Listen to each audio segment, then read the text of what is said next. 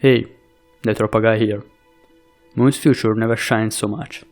In today's video, I'll cover for you what are NASA's upcoming Artemis programs, what their goals are, and what they will do up there.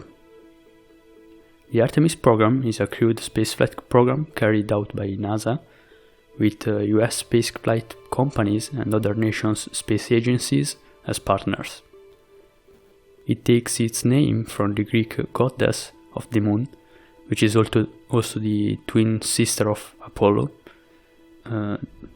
They couldn't come out with a better name in my opinion, considering this program will bring the first woman on the moon.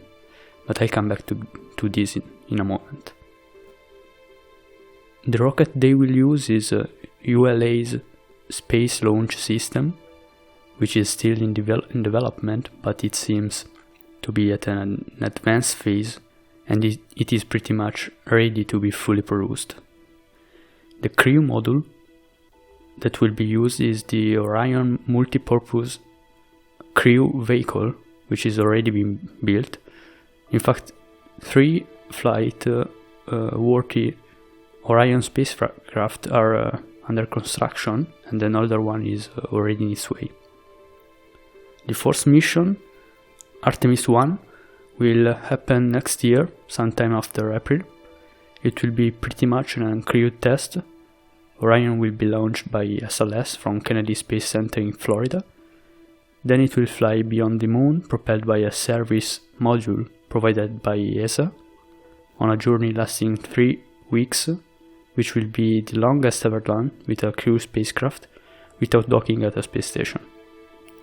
During this trip, engineers on Earth will evaluate the spacecraft's systems. It will then fly 100 kilometers above the moon's surface and then use moon's gravitational force to get propelled 70,000 kilometers away from the moon. This will also be the first test for SLS and Orion together, by the way. Then it will use a timed engine firing in conjunction with moon's gravity to accelerate back to Earth, and it will enter Earth's atmosphere at 11 kilometers per second, producing extremely high temperatures. And this is really crazy. I mean, it will re-enter at Mach 33. I can't wait to see if it would survive that. Anyway, the second mission, Artemis II, will happen sometime at the end of 2022. It will launch again with an SLS, but this time Orion will be crewed. Orion will perform multiple maneuvers to raise its orbit and eventually place the crew on a free return trajectory from the moon. Basically, the spacecraft will circle our planet twice, while periodically firing its engines to build up enough speed to push it toward the moon before looping back to Earth. This mission will take between 8 and 21 days, depending on how many additional flight test objectives they decide to do. Then the third Artemis mission, which will happen possibly during 2024, will finally land the next man and the first woman on the moon for about 1 week. From this mission, going forward, I think most of them will be crewed, and they will pretty much focus to build the gateway, which is pretty much a smaller ISS, orbiting moon instead of Earth, and from which astronauts will be able to do multiple landings on the moon and exploration of new locations.